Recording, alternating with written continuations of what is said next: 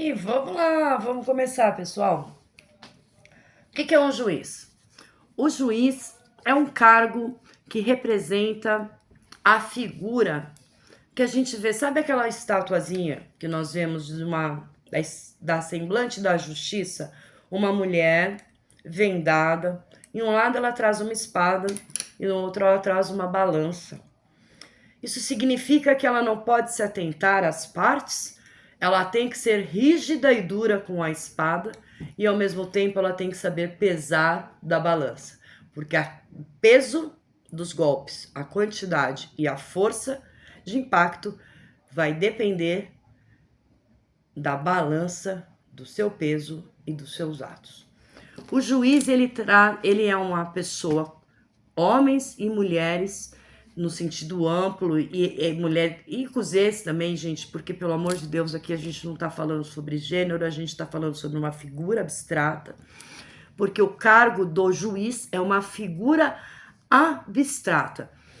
Se eu falar para os senhores o que é um vendedor de pão, o que é um lutador, os senhores não vão generalizar. Depois vai ter a individualização. Mas o jogador, o que é? Os senhores têm uma ideia do geral e do amplo. É nisso que nós vamos falar sobre os juízes.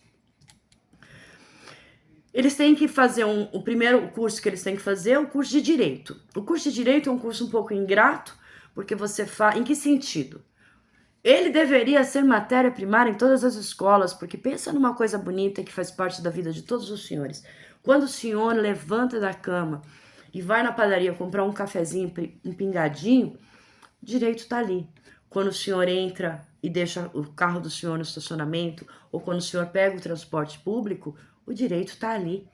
Então o direito ele nos traz, o direito começa no nascimento e termina na morte. Mas os seus direitos são ainda preservados antes do nascimento em expectativa de direito e depois do seu falecimento, da sua passagem, pelo que você representou e pelos entes que ficam depois do óbito. Então o direito ele está presente na sua vida antes de você nascer e depois que você faz a passagem. E quem é que comanda o jogo? No jogo de futebol, não é o juiz, o árbitro ou os bandeirinhas que vão fazer o jogo. Ele só é responsável pela manutenção em igualdade. Eu não posso, se o jogador do time A dá uma cotovelada no nariz do time B, o juiz tem que expulsar esse jogador. E aí ele não expulsa. O que ele vai dar a entender? Que o jogador do time B pode dar uma cotovelada no nariz do jogador do time A. Entende? A gente pensa isso automaticamente. Isso é o direito. Ele é dupla. E aí o juiz, ele traz algumas coisas que nós chamamos de princípios. Qual é a primeira regrinha do que a gente sabe do árbitro dos jogos de futebol? Bom, normalmente ele tá vestido de preto. Não é assim? É porque a gente consegue diferenciar melhor ele no campo, né? Então, a mesma coisa. Como é que a gente sabe que é o juiz do direito? Ele é togado, ele tá vestido de preto, ele traz uma capa preta. Normalmente, quando ele tá atuando ali, quando ele tá nos júris, quando ele tá em plenário, colocar aquela capa é a mesma coisa que faz o árbitro do jogo de futebol colocar o uniforme dele. Porque ele é juiz mesmo fora dali, ele não deixa de ser juiz. O árbitro também é árbitro de futebol mesmo fora dali. Mas às vezes o árbitro tem uma outra profissão. O juiz às vezes é professor. O juiz tem algumas profissões que ele não pode ser, a lei proíbe. Mas tem outras, por exemplo, de manhã ele pode estar numa faculdade, ele pode estar no centro acadêmico, ele pode estar fazendo algum projeto de lei. Ele não pode fazer projeto porque ele não pode ser político e juiz, gente. Olha eu dando bola fora. Mas o que eu quero dizer é que quando ele entra ali dentro daquele campo de futebol, da vara, do cartório, do plenário, da Câmara, da onde ele vai trabalhar e coloca a capinha preta dele, aí nós estamos falando com o juiz de direito. É aquele juiz que foi lá, estudou a faculdade de direito. O estudante de direito, ele faz 5 anos de faculdade, ele sai, ele só é bacharel. Gente, quando eu falo que só é bacharel, é assim, não é advogado, não é delegado, não é juiz, não é promotor, não. Ele é bacharel. Ele pode ser delegado, ele pode ser juiz, ele pode ser advogado, ele pode ser promotor, ele pode ser defensor, ele pode ser investigador, ele pode ser um monte de coisas. Algumas faculdades, algumas áreas exigem que você faça o curso de direito. Meu cabelo hoje tá parecendo que ele acordou com força e vida própria. Então vocês não olhem, tá bom? Isso aqui é o inimigo tentando distrair a gente, pessoal. Então, assim, o juiz, ele tem um princípio que se chama inércia. Esse nome vem lá da física, a gente já ouviu isso na escola. O que é inércia? Inércia é a propriedade que um objeto tem, ou uma pessoa, de permanecer no estado em que se encontra, a não ser que alguém venha e o retire daquele estado. Porque a inércia pode significar ficar parado, não movimento, mas a inércia também pode significar um movimento contínuo e ininterrupto. E isso é muito importante que se entenda no processo. Porque um processo, por exemplo, ele começa com a petição inicial, a gente chama de exordial, o pedido inicial, o início, e ele só termina numa sentença. O fim do processo normal, algumas coisas podem ter. A suspensão, parou. A gente tá no meio da partida de futebol, pum, caiu um disco voador no meio do campo. Quem ganhou, quem perdeu? Não sei, suspende a partida. Ninguém ganhou, e o processo também. Tá lá, não sei o que, não sei o que, não sei o que, o processo, acontece alguma coisa, pum, suspende o processo. Quem ganhou, quem perdeu? Não sei, suspendeu. Isso também acontece no processo. Mas, em modo normal, a gente vai ter um time que ganhou e o time que perdeu. E no processo a gente vai ter um ganhador e um perdedor, que a gente nunca sabe quem é, tá certo? E o juiz, ele tá lá paradinho. Ele não pode... Como o juiz representa a figura da justiça, ele não pode ir lá bater na porta dos senhores. Os senhores têm que sair do estado em que se encontram e buscar pelo juiz para tirá-lo da inércia.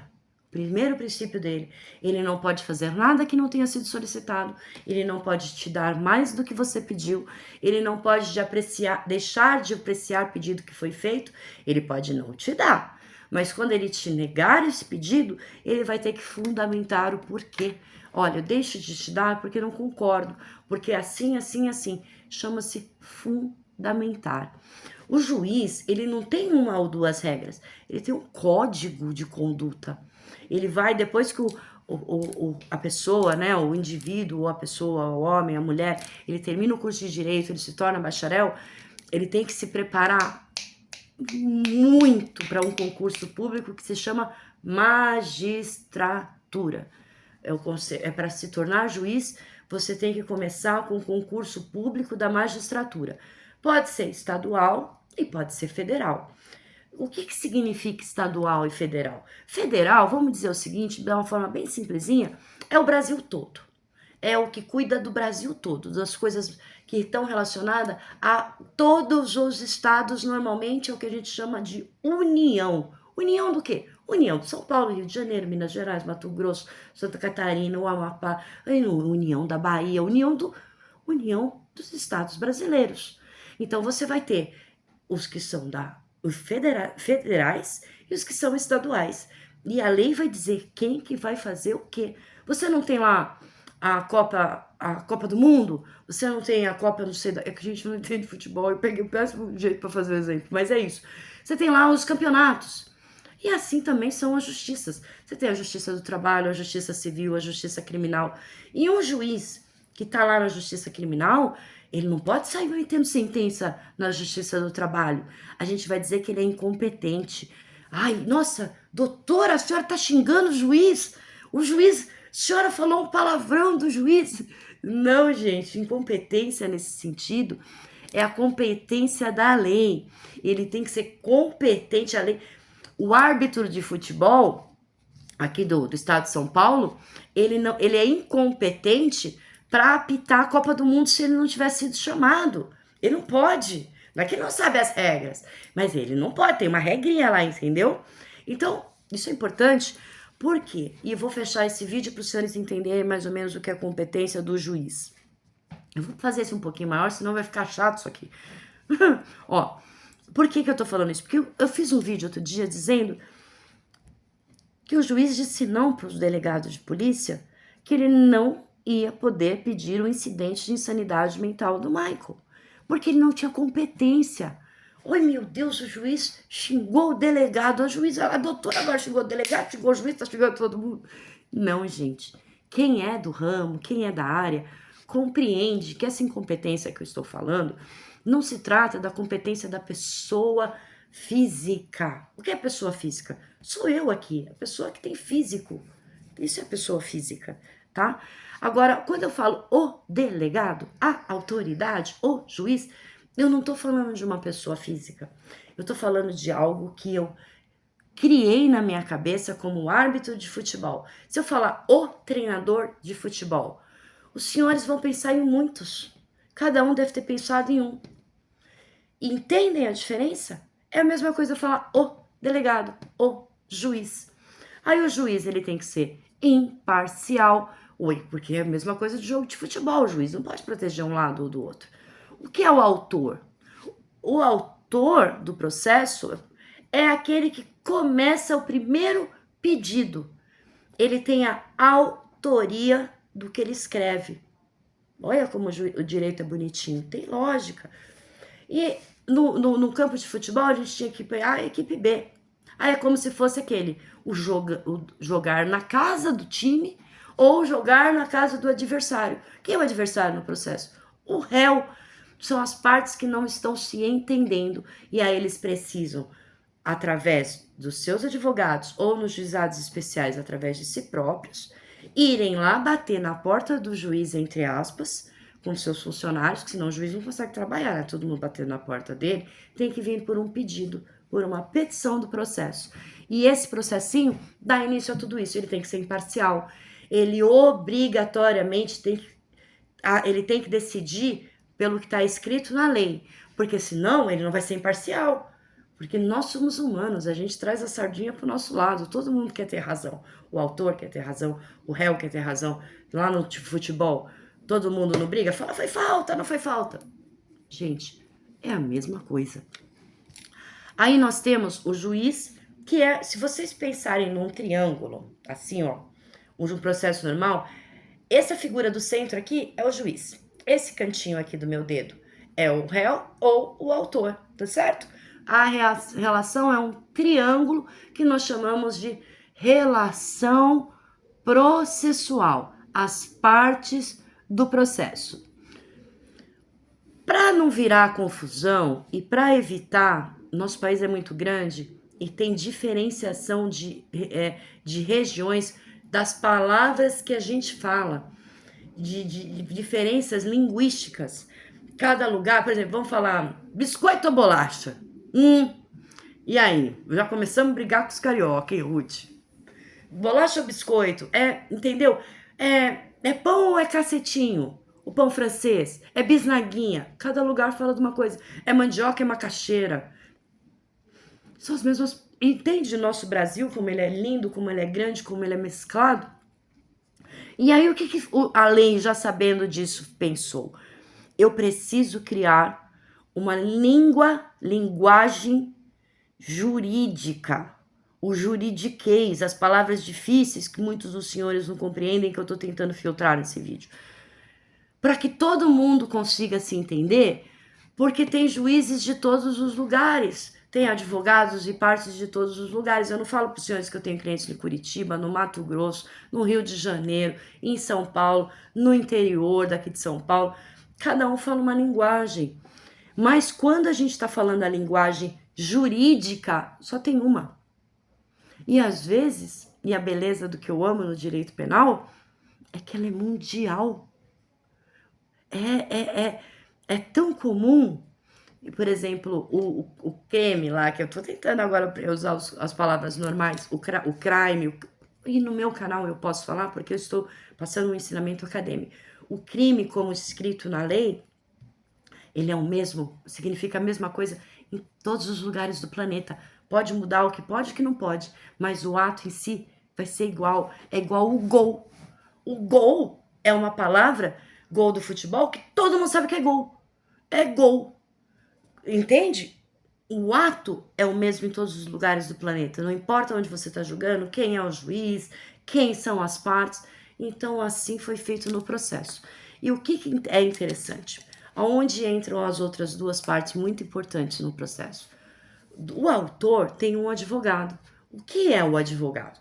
O advogado é o doido igual eu, que achou que era uma boa profissão a seguir, ficar brigando no papel.